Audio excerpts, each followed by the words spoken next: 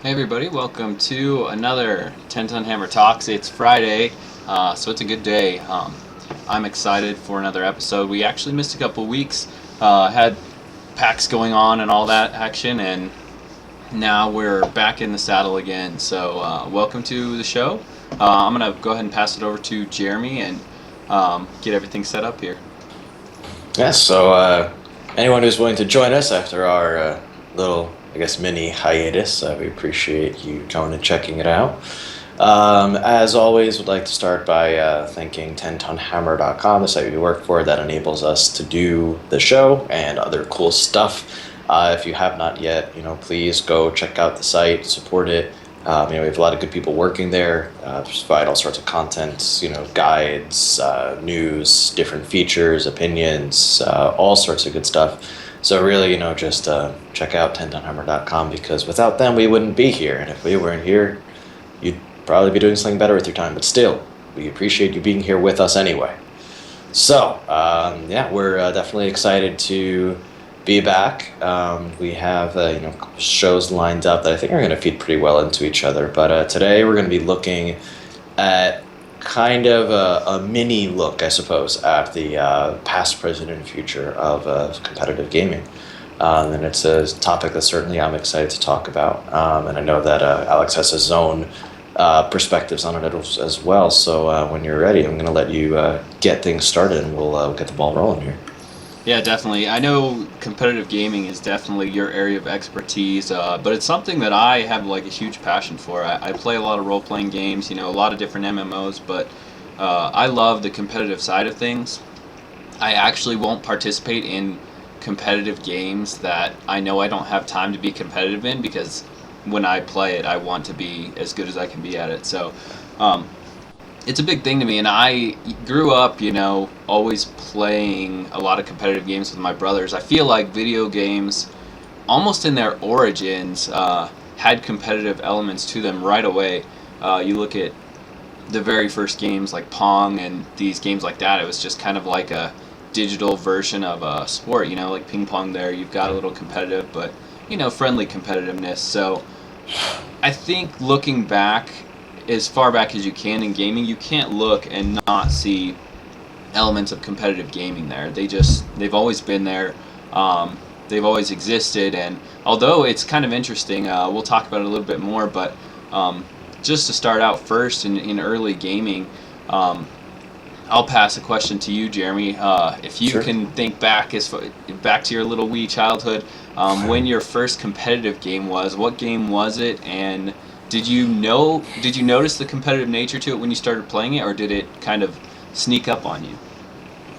Well, see, the thing is, I feel like the first games that I played competitively, so to speak, which is, just generally comparing, how well I'm doing to how well you're doing, it was actually games that weren't even designed for that purpose, but more competition created just among friends. Like, even if you just look at, like, my first gaming system was the NES, right? And that came with Super Mario Brothers and Duck Hunt, and those games are not inherently competitive, and yet it was, how well can I do versus how well can you do. We're going to sit here and try to best each other's scores, in these types of games. So that, I think, was actually my first experience with trying to game competitively, so to speak. The games themselves didn't have a system for it, but it was still, competing with your friends of who could do better than who.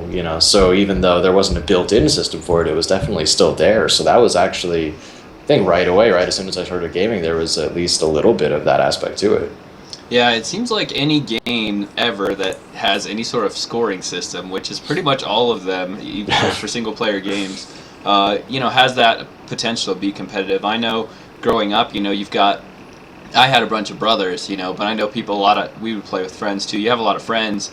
All the original consoles had like one, two controllers, so it's like, okay, there's who wins, all the two-player games, it's like, okay, whoever loses, pass it off, and so you just Yeah. have this controller rotation going. But that was it for me. I played, I want to say one of the very first actual consoles I ever played was the Atari, and we played the combat game, which had like the helicopters and the tanks. It had like these various mini games, but I always loved the tanks mini game where you're just these little block tanks moving around the screen trying to hit each other with a little moving block pixel. So old school stuff, but it was a lot of fun because you had that strategy and a lot of competitive things in there that at the outset, competitive games, even ones that were designed competitively, it was simple. There was very simple mechanics, simple strategy. It was just this concept of, hey, let's create a social aspect to this gaming,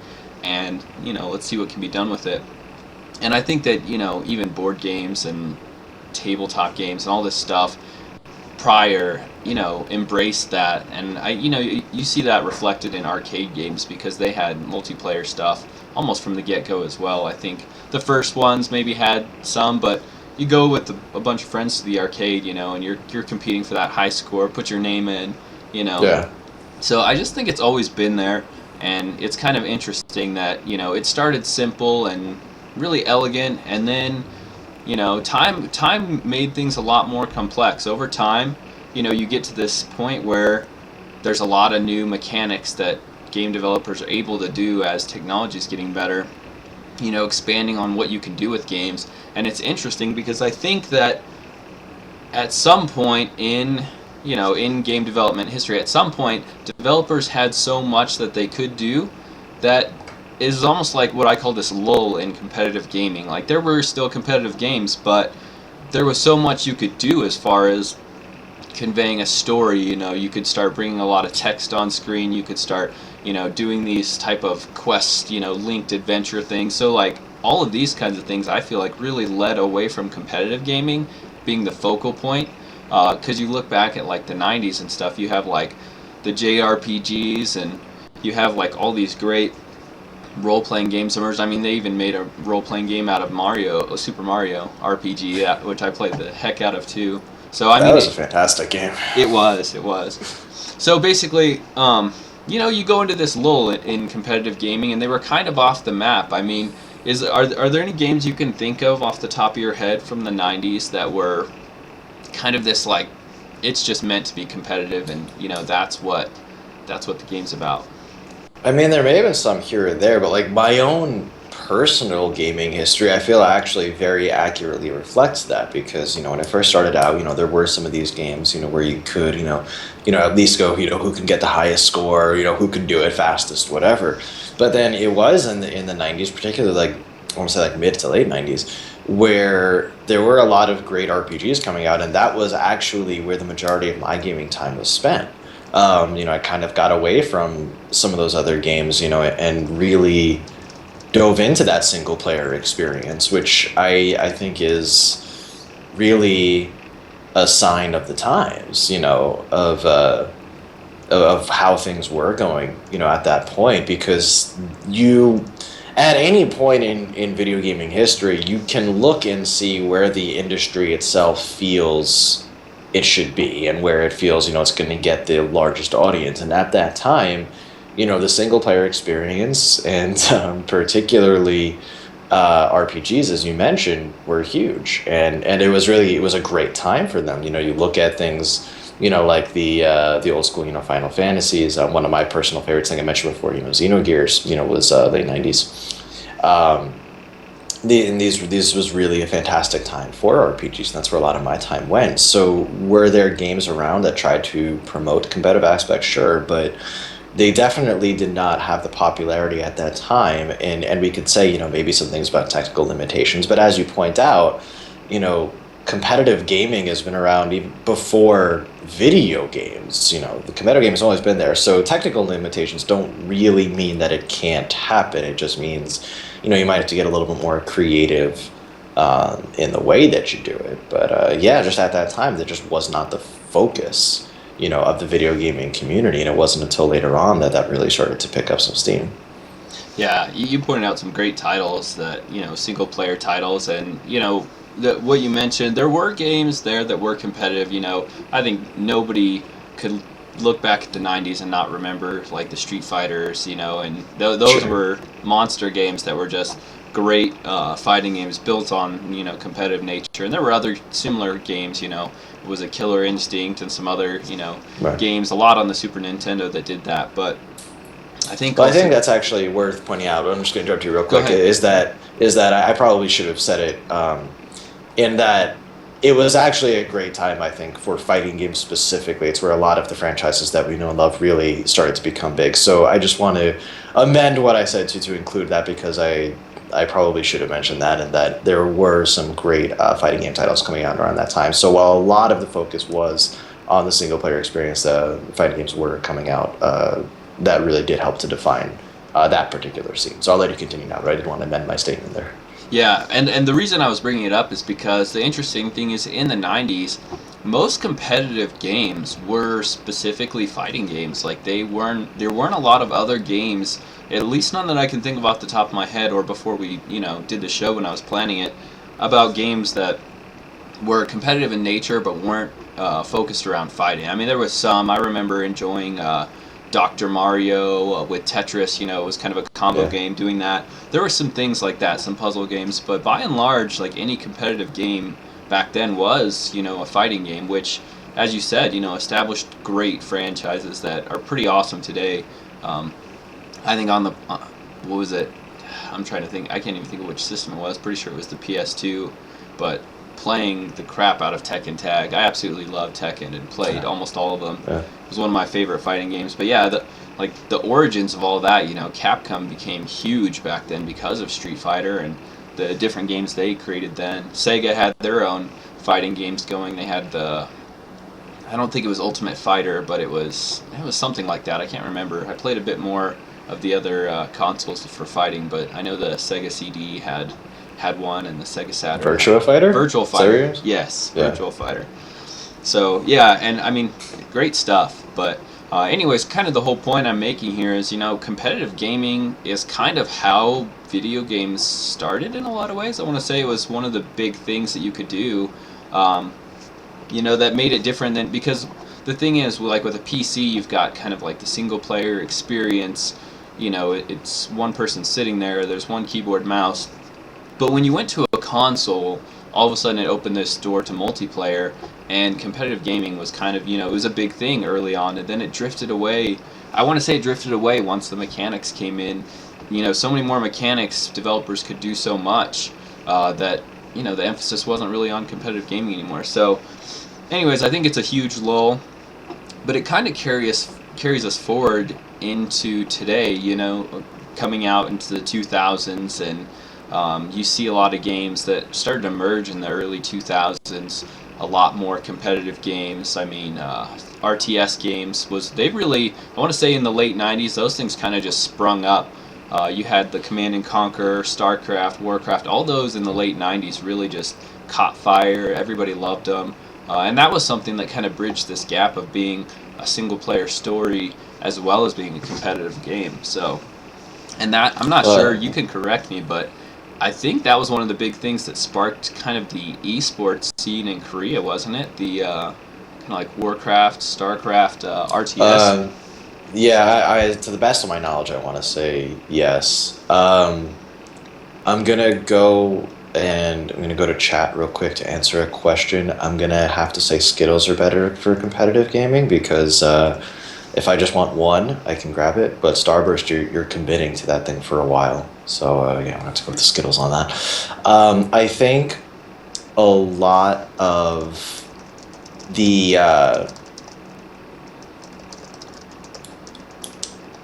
changes that okay, yes, and you have to unwrap Starburst. Thank you. I think a lot of what happened actually wasn't even gaming specific. A lot of what helped these competitive games going forward was actually just the improvement in internet. Because when you're in the early days of internet, you couldn't really you couldn't do much. There was no option to go find someone across the country and play an actual game with them, right? But it was once we started getting to, I think I actually started playing on like a 28.8K, but 56K really helped. Before everybody had broadband, we had dial-up, but you could still you could play a game on it, and I think it was advancements in actual internet quality that helped really bring things up, because as you mentioned before, the PC could only be single player because you only had, your one keyboard and mouse. So it was just you versus, whatever the game was. And then as internet evolved, you were able to actually play against other people at your computer. And that really, I think that was completely transformational, for competitive gaming as a whole. Yeah, I think that really made all online gaming really explode. Just, multiplayer gaming across the net was just wildfire in the early 2000s. I want to say, late 90s really you did, but, once it became pretty common for everybody to have, internet access, which started happening in the 2000s, that's all these games blew up. You had all the online, everything 10 ton covers, you had all these MMOs and things popping up, these multiplayer games, you had competitive games. It's kind of all lit up right there. But Baby Cannon asked a quick question.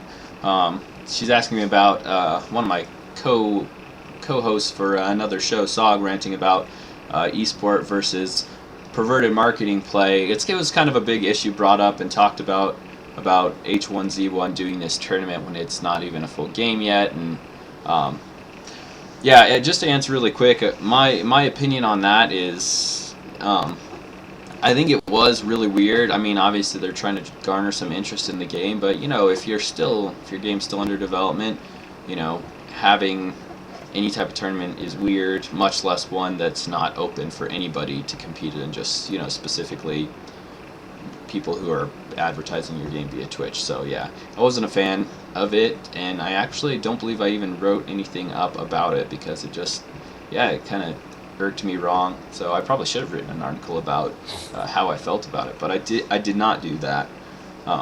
So yeah, that's just my quick on that.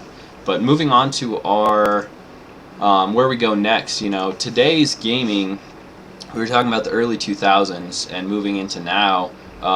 I want to say, all those RTSs that sprung up, you had these like what we have now, basically, I would call, the pinnacle of competitive gaming today, all the things that are making esports like a legitimate, to the point where, they could be called a sport, which is something we'll talk about a little bit later. None of that would be possible if it wasn't for the RTSs, because the Dota style gameplay, like that came from this RTS style gameplay, and it emerged from that. So it kind of the RTSs gave birth to another type of competitive gaming, and it really just opened up this genre that, because of the way the genre works, because of the way these games are structured, it makes the potential for spectating amazing. So, and that's really, I think, what defines something as being a title that could be an esport or not. We mentioned H1Z1 for a minute there. Could be a great game that could be looked at potentially as an esport in the future, just because it is extremely entertaining to spectate what's happening in a battle royale or something. So definitely some potential there, but definitely, right now the prime thing happening is MOBAs. That's the big esport thing. We have I guess, we've kind of left out one area. There's always the first person shooter. You've got Sure. the Quakes and the Counter-Strikes and all that stuff. Great stuff. I played the heck out of Counter-Strike and absolutely loved it. I never did any spectating of that though. I have played, MOBAs, and I do enjoy spectating those. So I don't know what the difference is to me, why one appeals and why one doesn't. I haven't really thought into it, but definitely those are out there, as well as competitive games that, are in that esport conversation. Yeah, absolutely. I'm actually going to pose a question to chat here, because Dorcas said would like to see some cooperative competitive gaming. So my question to you then is a MOBA not that? Because you do have a team of generally, 5 players who all need to be working together and on the same page to accomplish their goals. So I agree that I love the team sport aspect of it, but I think that, and I think that's why it's good that we have different genres, different titles, because you have the 1v1 aspect, of say StarCraft, and then you have the team aspect of, whether it be shooters like Counter-Strike or MOBAs, like Dota or League of Legends or Smite or Heroes of the Storm, or we could probably go on with MOBA list for a while, but the point is that you do have different styles, because some people like to just watch just two people clash, and who can come out on top, and then other people like the team play aspect of it, and I think that where we are now is just that we have um, such a variety, and even let's look at Hearthstone, which is another 1v1, but obviously a very different style of game than like a StarCraft, you know.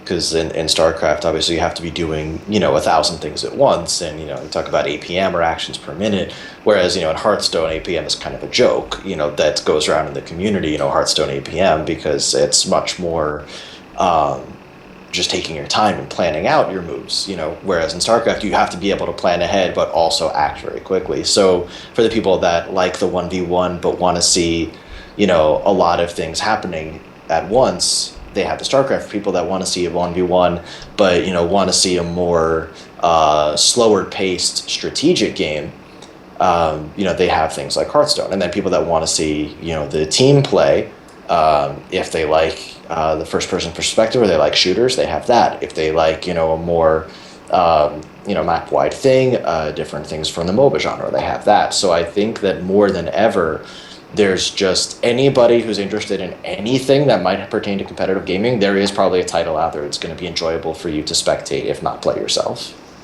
Yeah, and Dorkish was building on when they heard your response, saying interesting to see games like maybe SimCity or similar games where you really actually have to cooperate to do something. And I think I'm kind of latching on to the point of the question maybe was in a MOBA you're doing, you're playing...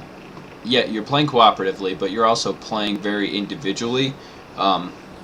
In some instances, especially if you're solo queuing, which is a big part of the competitive play in that, I would say, unless you're at the professional level. But yeah, I kind of get this idea of, and Baby Cannon even added on to that, building on with, co-op human versus EAI, or AI battles. So I think these are things that are really amount up to limitations of technology. I think once we get better, because really AI has only come so far.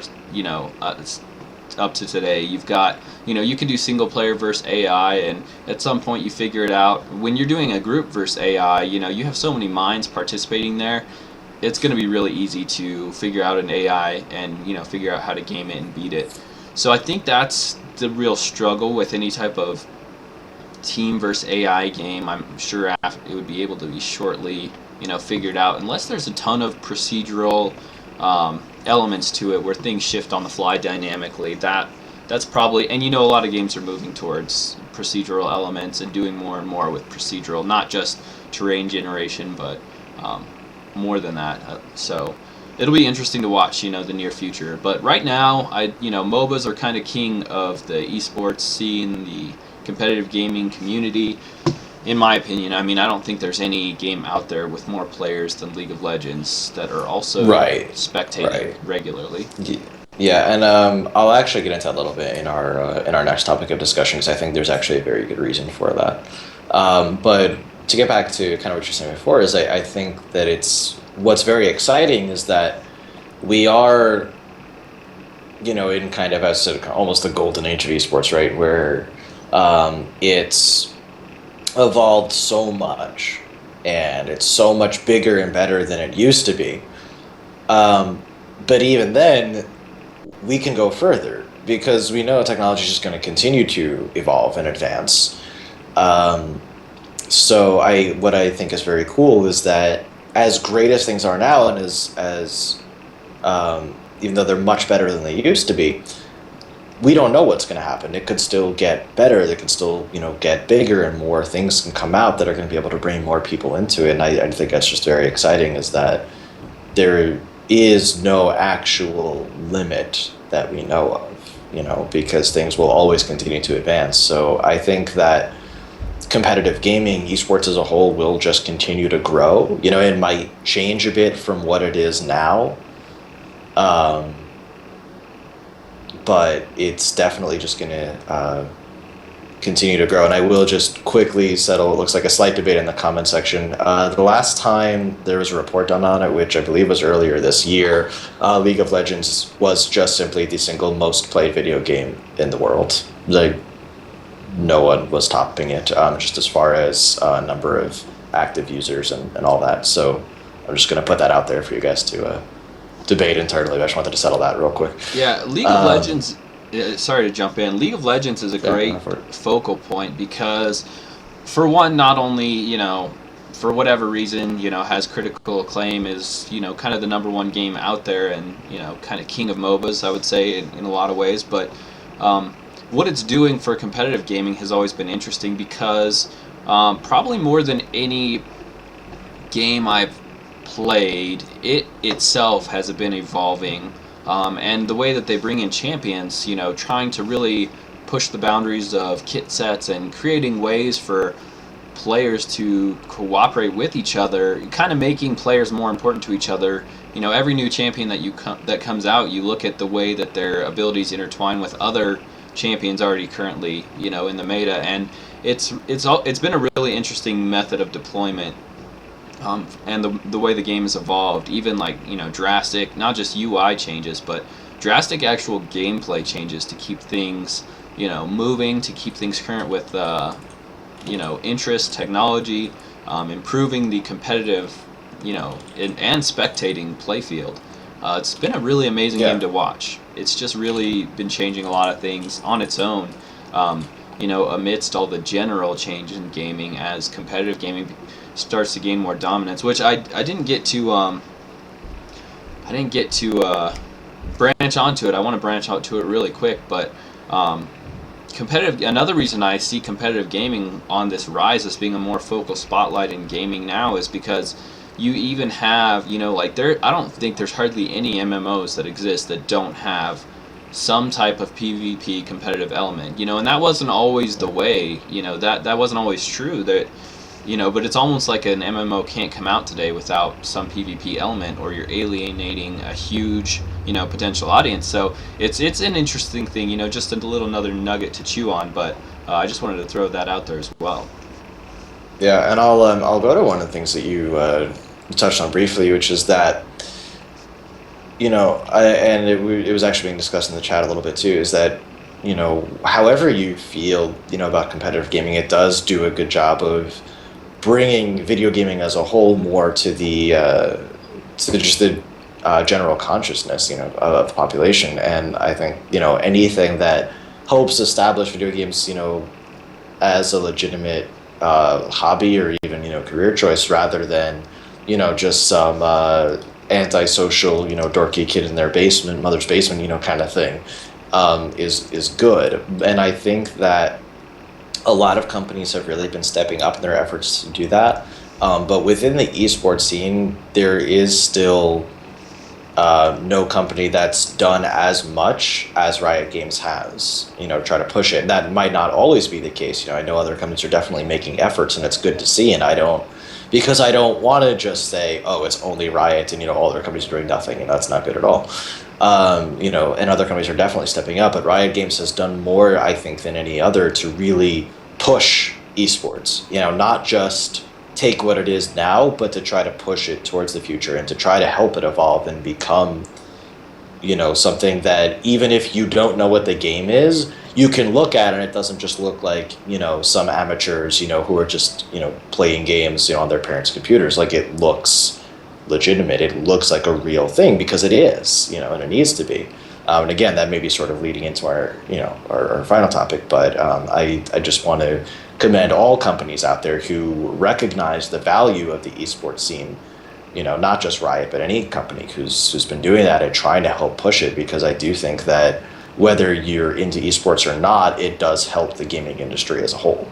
Yeah, that's a great point. There are a lot of companies that are doing a lot of things. Riot definitely kind of leads the banner there, because you can just tell from the top down they're passionate about esports, or they wouldn't be making such big changes to their own game. They could just be sitting on the profit that's rolling in and not make really any changes, but they are. like you said, trying to continually push it forward. And they aren't the only ones doing that. They're definitely, the most noticeable ones just because of the platform that they've established for themselves. But there are a lot of other ones. There's a lot of arena-type games, on the horizon, type of emerging. Gigantic is coming out there. It's getting a bit of hype. Overwatch, obviously, any Blizzard game's going to get a lot of hype. But yeah, those type of games are going to branch into that, kind of bridge into that area that's for a long time really been, only, I think it's interesting because it's been only like a modern, contemporary theme in a lot of arena ones, or bordering sci-fi too. Sci-fi has gotten quite a bit, but it'll be interesting to see some like fantasy spins on the arena combat and taking some of the great things people have learned, developers have learned about raids, cooperative raids, and competitive nature of people that are competing in MMOs, like to get raid first and stuff, and actually translating that into this competitive environment where you're appealing to a lot of people that maybe would never have, I can say for myself too, like I'm not the type of person that would have ever gotten to a raiding, situation in any MMO. It's just not something that, it doesn't really appeal to me too much. The concept of a raid does, but just the grind that you get there and all the stuff involved and the gear, the gear treadmill is just not something I'm into. But that being said, the actual raid setup is good. So looking at a game like Gigantic, where you're basically taking, a multi-person raid idea and infusing it into a, arena combat between two teams is really intriguing. I haven't yet got my hands on that. I've actually had access to it, but just haven't got around to playing it. But I'm definitely watching that game to see what it does for esports and competitive gaming. But on that note, saying esports and things that could or could not be esports, it's a term that gets used a lot. Esports, we throw it around all the time. Sure. And, people hear it everywhere, inside gaming, outside gaming, and those outside gaming, they hear esports, a lot of them don't really realize, whether, how something could be called a sport when it's completely digital. And that was kind of this last topic we wanted to talk about today, which is, what is the difference between an esport and a sport? What defines, where's the gray area between? Where is the line drawn? Or, what types of games could be considered in the realm of sports and which ones, it's an interesting topic to discuss. So, and this was one that Jeremy's really passionate about. So I'll go ahead and let you open up with it, some opening thoughts, and we'll go from there. Yeah, and by opening thoughts, you mean like a 20-minute speech, right? No, so I'll just jump in and cut you off at some point. Yeah, you probably will need to. So here's my main point. I'm not going to bore people with the dictionary definition of a sport, because it doesn't mean anything, because words only mean what we say they mean in the end. But if you look at pretty much anything we generally consider to be a sport, there's a few things that need to be in place. One, and I think one of the biggest things, is does it require some level of physical or mental prowess that is above and beyond what the general population holds? Okay, so that's one. Two, for pretty much just about any sport, especially a successful one, want to know, does it appeal to spectators? Does it have a mass appeal to spectators? That's another. And really, when you think about it, that's it. That's what you need for something to be a sport. Does it require some higher level of physical or mental prowess, and does it have an audience? And obviously, in the case of esports, the answer to both of those are yes. Now people will say, oh, well, they're just sitting in a chair, at a computer, so there's no physical. First of all, that's not entirely true, because when you look at a game like League of Legends, if you look at a game like StarCraft, they are just, while it's just mostly, with their hands and hand-eye coordination, it's still above and beyond what most people are capable of doing. I could give you, an hour to replicate one big play that, a pro player made in a key moment, and you could sit there for an hour, you wouldn't be able to do it, because it requires, more than what the average person holds. And especially when you consider, a lot of these professional gamers, the amount of time they have to put, they actually spend, at least I know in League of Legends for sure, and I'm sure in other games as well, spend more time practicing each day than professional athletes do. And that's not just for fun, it's because they have to in order to be able to stay on top of their game. Yeah, Baby You know. Cannon mentioned in the chat, many countries now consider esports competitors athletes for visa reasons. And, that was something, that I thought was a great point about an argument for esports being considered sports, because when you look at a sport and you look at the problems that they face, or the different challenges that any particular sport faces towards growth or productivity or profit or anything, you look at an esport game and they run into the same situations. Baby Cannon mentioned traveling for the competitors that are going to tournaments. Sure. It's just simpler to keep them under an athlete purpose for out of country people going and leaving to participate in these, and I think that that's just like one of many where even examining the gameplay itself, when you're in a game, having to struggling with communication, or maybe a diva teammate or something, like these are all things that you encounter in team sports. It's just issues that, and it's just another indicator that these things are as legitimately sport as anything. I would say it's definitely, obviously people don't, I don't know, there are people that are passionate maybe about their particular sport and they're comparing esports to their particular sport and they bring out those differences. But I think the way that you started kind of the topic, very generally with two kind of major requirements, because you have to really look at all sports to kind of decide whether an esport could be a sport. And I think those are great cornerstone things to mention. And then you just dig in from there. And I think every sport is different, so you've got to definitely consider different things about every sport. And I think esports, it has its own nuances. It's got it takes a lot of mental focus for a long time, especially if you're in a weekend long tournament of game after game after game. You're probably playing 10, 20 games a day maybe.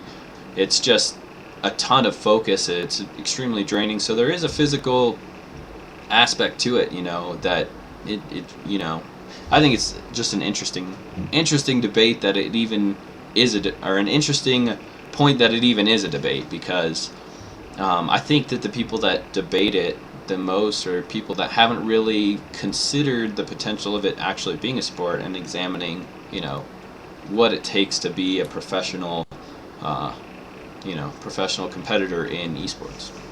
Yeah, it's mostly people who just look at it, as kind of what I mentioned before, which is this idea that, video games are only played by, pimple-faced, antisocial nerds, who don't see the light of day and, only play in their mother's basement. Like, I keep going back to that, but that's how they see it. And they're not willing to accept that that is an incredibly incorrect way of looking at it. That's just not what gaming is, and they want to look at it that way. And it's generally people who want to talk to other people who feel that way, whether it be TV hosts who that's their audience, so they'll pander to them, or even just people on the street talking to their friends who also feel that way, so they want to talk with it because it makes them feel good about themselves, right? And that's essentially what it comes down to, which is funny because that's exactly the type of mentality that they're projecting onto gamers. But it's actually them, that they're insecure in their own stuff, so they have to talk down about other people. And that's, I'm not going to get too far into that because that's a whole different topic, but it's essentially what that comes down to, but as I mentioned earlier, when gamers are playing for, a lot of them talk about a 12 to 14 hour schedule every day, and some even more than that. You tell me how that's nothing. You tell me how that's not a sport. That's just a hobby, or something that doesn't really mean anything. They take it very, very seriously.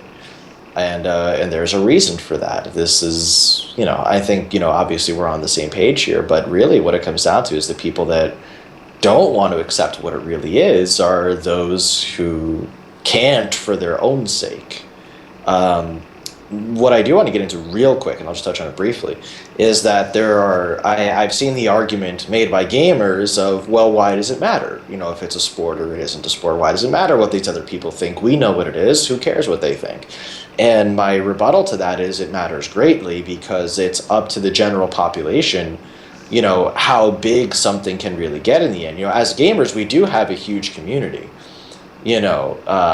absolutely. But when things are limited in the way we can do them, for instance, we've been making some strides, like ESPN2 or ESPN3 started picking up, they played Dota, the International, which was awesome. I think ESPN3 also broadcast Heroes of the Dorm as well.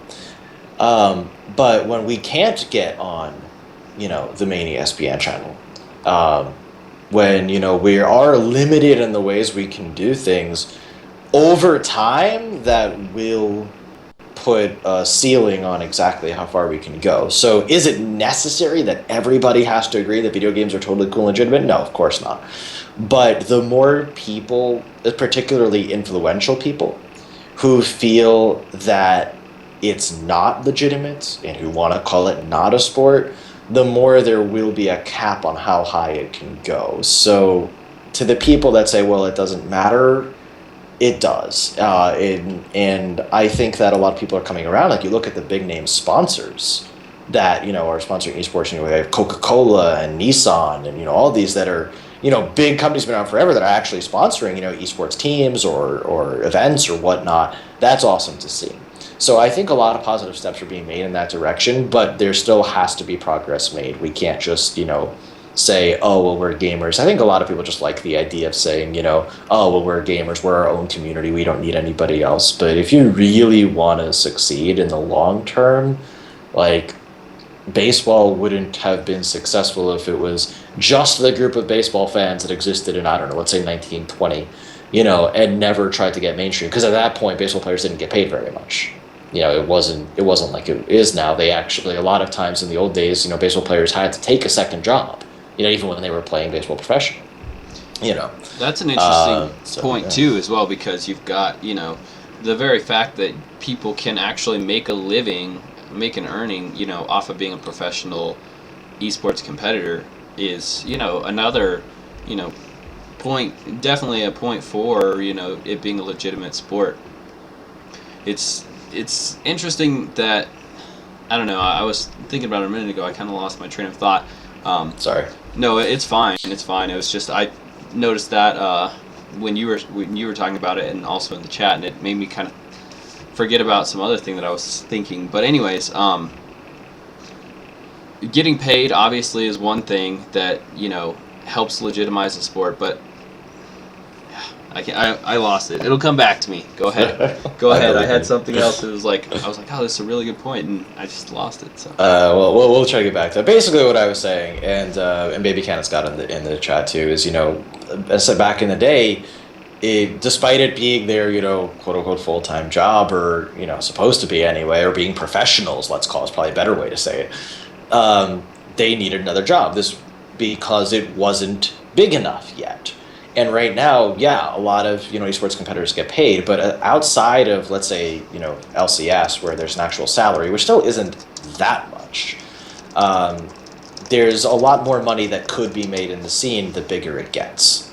And that's why I think it's important to keep pushing the boundaries, and that some level of general acceptance will at some point be necessary if we want things to grow the way that we hope that they will. I think one of the things that I finally remembered, by the way, I think that one of the things that makes it difficult for people to accept is the people who are participating in these other physically demanding sports.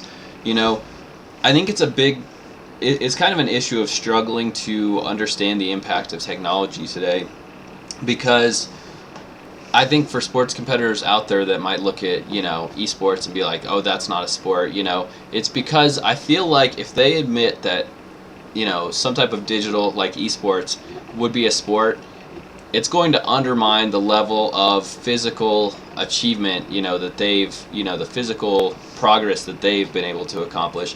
So I think that people struggle with that, like, doesn't matter what sport you're in, you play some other sport professionally or even not professionally, college players, whatever, the people are going to struggle to, say, oh, that's also a sport, because then it's totally different. It's a totally different thing, and I think that's the real disconnect, is that it is totally different. Like, by the primary general sports standards, it is a sport, but it also is very different because it's more of a mental sport.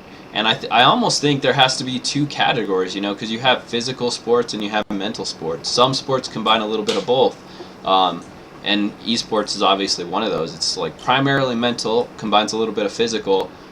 Whereas you look at like football, primarily physical, but also takes a lot of mental focus to do, For to play sure. at the professional level. So I think that's an interesting aspect of the debate, this physical mental thing. And I think if you talk to athletes of other sports, in any type of sport that's really considered more of a mental sport, like golf, is primarily mental. Obviously, there's technique involved for sure on the physical level, but they don't have to be conditioned.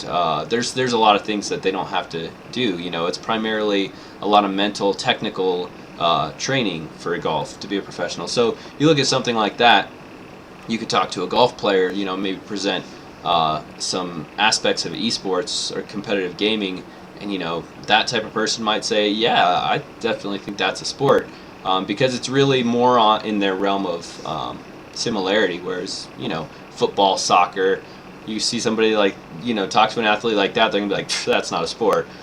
So I don't know. I just think that's an interesting thing that probably is part of the problem with accepting it. Is just because people fail to kind of recognize the I don't know, the qualities, the difficulty and the effort that's required to be successful at a professional level in these things. So, and I think Yeah. Baby Cannon mentioned like chess earlier, which was one hmm I didn't even think of. But talking in this context, I could totally see chess as being a sport. You go to a tournament, it's going to take a lot of mental stamina and thinking to actually participate and win a competition in that. So, pretty interesting example.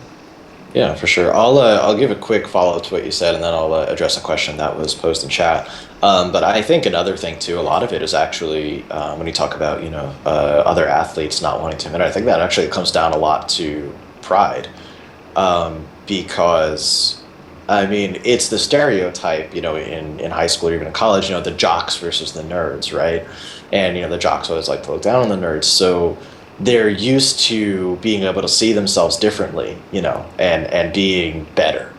And so if they were to, and I'm sure this isn't the case for all of them, and actually, some athletes have actually come out and talked about how big, gamers they are, which I think is awesome. But I think for some of them, it's a pride thing also, in that no, I'm an athlete. Those are the nerds. I used to beat them up in high school. They can't be athletes too. So I'm sure that's not the majority case, but I think for some of them, it could just be, and even for those who aren't athletes, those who just like to follow sports, or your TV talk show hosts who talk about sports. It's there's this divide. They're supposed to be completely separate communities, so of course gamers can't be athletes. They're different than us. Yeah, So I think it's just an exclusive club kind of mentality as well.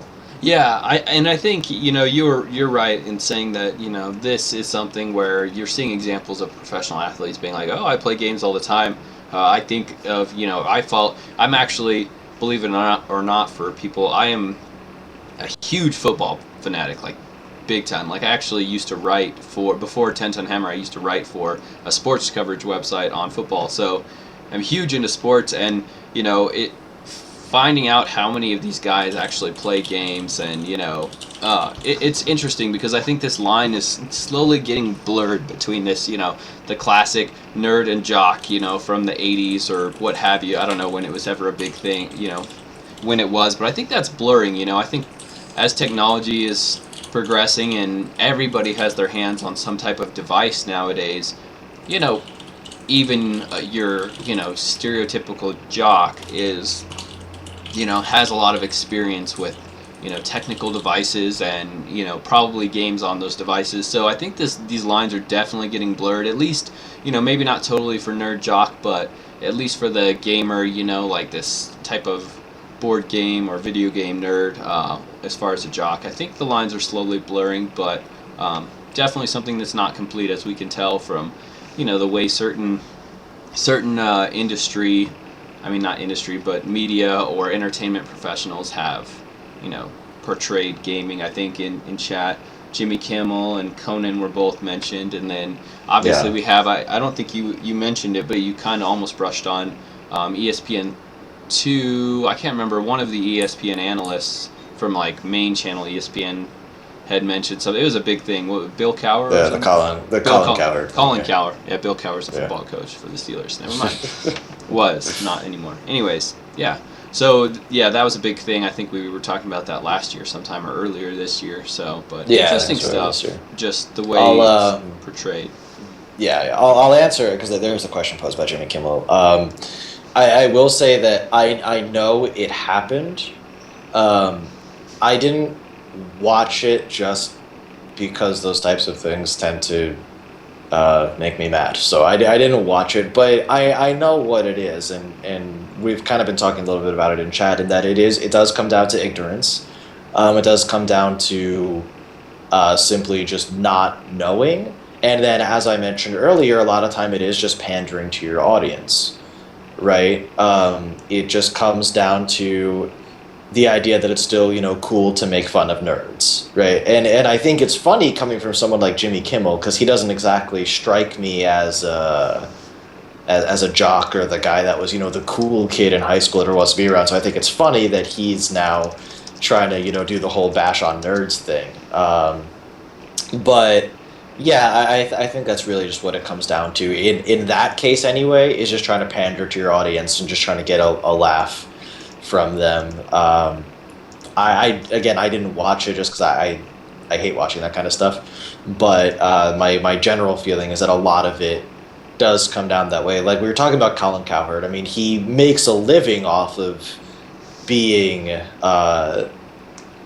confrontational, off of saying things that are going to spark a debate. So for him, he probably didn't even feel as strongly about it as he made it seem. But it was done for TV. And I think a lot of it is that too. It's people. It's compounding their own insecurities, while also having an audience that has those same insecurities or the same lack of knowledge. So I mean, just as humans, it's always easier to deride something that we don't know rather than learn about it. That's just part of who we are. So I think that has a lot to do with it. And so to answer that question about Kimmel, I think that really has more to do with it than anything else.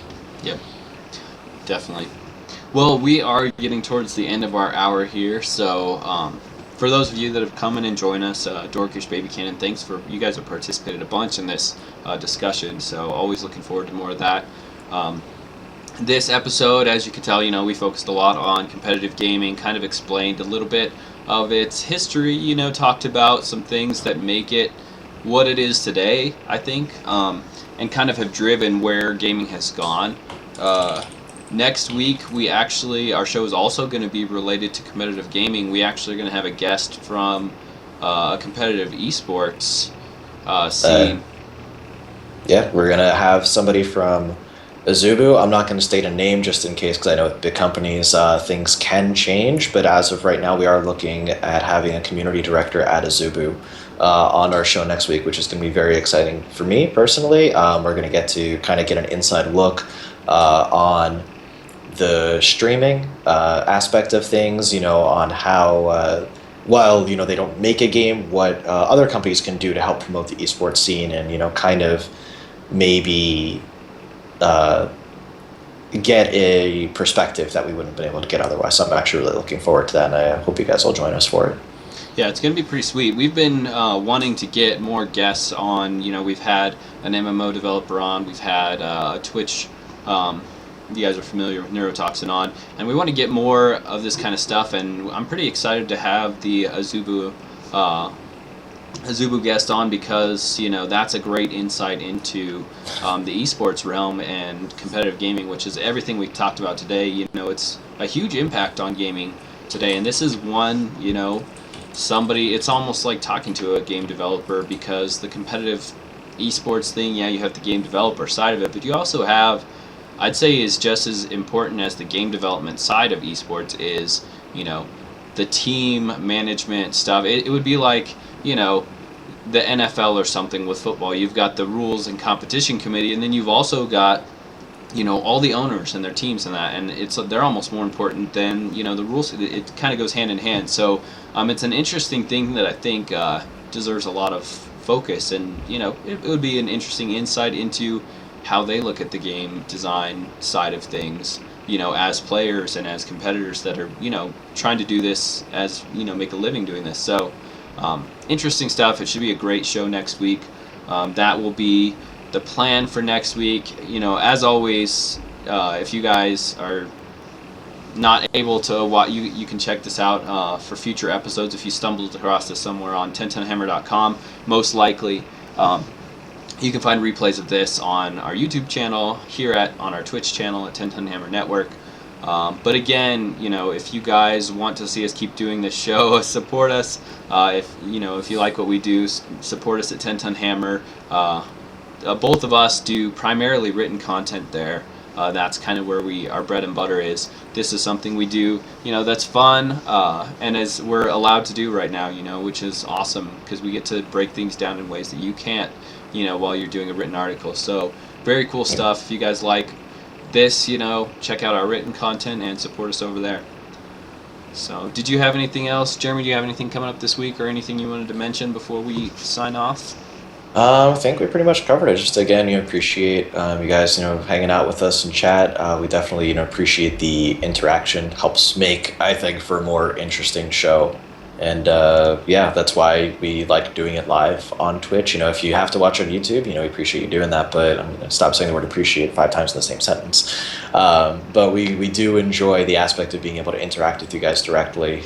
Makes it better for us. So yeah. But yeah, I think that's pretty much it. And I'm really looking forward to next week. And again, just keep in mind, 3 o'clock p.m. Eastern mostly every Friday. So yeah, come back and see us. All right, take it easy, guys. Thanks for participating. Thanks, guys.